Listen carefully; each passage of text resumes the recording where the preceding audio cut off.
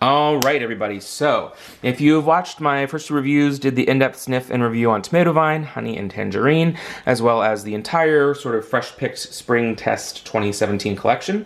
And I'm here now to do my review on Wild Sage and Aloe. And now, just looking at this, it really just takes me back to like 1990s Bath & Body Works when they did, all of their core collection was really based on, herbal things and tonics and botanicals across the board, and they had similar packaging to this, so it's kind of throwback in that sense without being a direct direct take on that or relaunch of it. Wild Sage and Aloe, the interesting thing with this now, my scent memory on this one isn't too super crazy strong, but I'm pretty sure, and we could verify this with some folks, including the Show 78 on Instagram, that this actually, I believe, was a direct repackage from the sadly failed Desert Southwest collection from early 2016. Now that collection tested in test stores. I think it came back a second time and tested again with the smallest of small tweaks, without lids and with lids.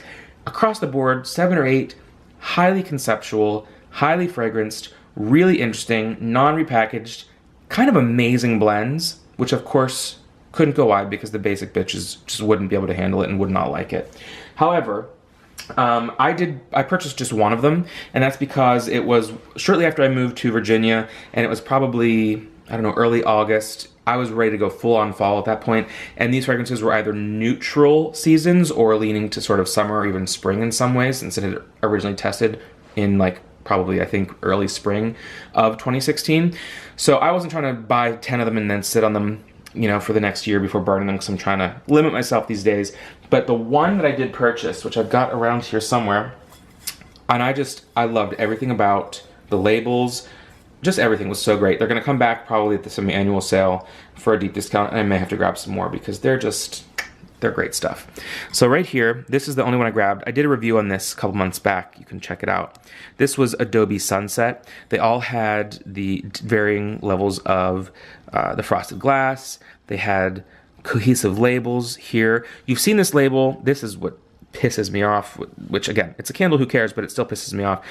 For one of the random collections that came out recently around the $8.50 candle day, with the white tea and ginger, the spa collection or something, they threw in a couple random scents that are repackages using the same art direction of this, which was just laziness because they let these fail and they said, well, let's use them anyhow on these basic scents that we've released before, rather than actually releasing these kind of interesting things. Adobe Sunset, just to give you an idea of really how intense and interesting these were. This one was a spectacular crimson and orange desert. Sunset is captured by a blend of warm spices, sandalwood, and vibrant orange zest. And man alive, oh, I told you before, I just love that scent. It is so unique, it is strong, it is a beautiful mix of spices and a little bit of sandalwood, but a lot of the orange zest, and just really a conceptually beautiful blend, like most of them from that desert collection. One of them that I think was a favorite for a lot of people, and I think the Show 78 included, was the Wild Sage and Aloe. And I am going to pull up her Instagram just to show you, credit the Show 78 here, I'm going to pull up her Instagram to show you what the packaging looked like on, she actually had part of the collection here with some of her favorites. And this was Cactus Lily, Wild Sage and Aloe, Mojave Sands, and what was that other one?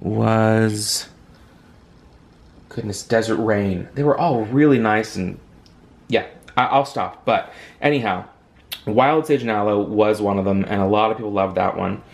And to tell you what the notes were back then, which is why we believe it's pretty much a straight up repackage, is thanks again to the Show 78. Wild Sage and Aloe was the lush leaves of a soothing aloe plant blend into aromatic sage and vetiver, offering a fragrant oasis. This was back when they still gave us the frou-frou descriptions versus just the scent notes, which I do prefer just the scent notes. So Wild Sage and Aloe is described to us as refreshing aloe water, agave nectar, desert sage, and black oak. So how did they basic this down? Well, they took out vetiver, which scares people for whatever reason, and said black oak, which, as if anyone can know the difference between a black oak and a regular oak, if they're not like a fragranceer, but so we have black oak. And they added the agave nectar, which I guess people will say sweetens it up, which granted, these notes are probably already in it, but it's just always interesting to see what they choose to tell us. Now, sniffing this one, oh boy, that is so, you know, I should just exchange the honey tangerine for this Wild Sage and Aloe. This is a beautiful blend. Not a surprise coming from that desert collection. It is so new and unique. There are a lot of, you know, spring-ish, watery, dewy scents from Bath & Body Works, but this one really, it has, you know, the idea of that aloe water, which aloe has a funky smell, kind of. This is not that. This is, and the sage is not at all a savory sage. It's much more an herbal sweetness. I would almost say this could be, this leans towards like a fragrance that I could see a mature woman wearing, or a man, like a unisex fragrance, but not like a cheap Calvin Klein kind of thing, but like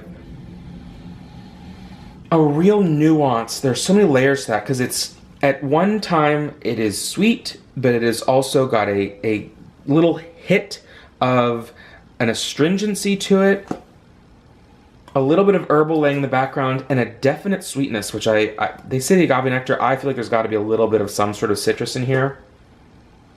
Not sure exactly what, like almost like a lime peel or something.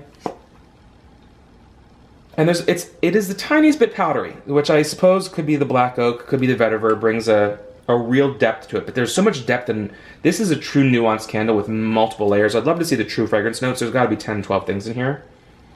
As far as the mood that it evokes,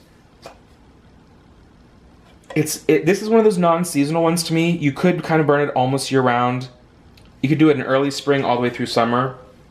This is one that the packaging really will direct what people think of it as, because if this was in a darker, darker colored, I'm losing my mind here, guys. In a darker colored jar, I could see people thinking that it's more of towards the fall or a deeper scent.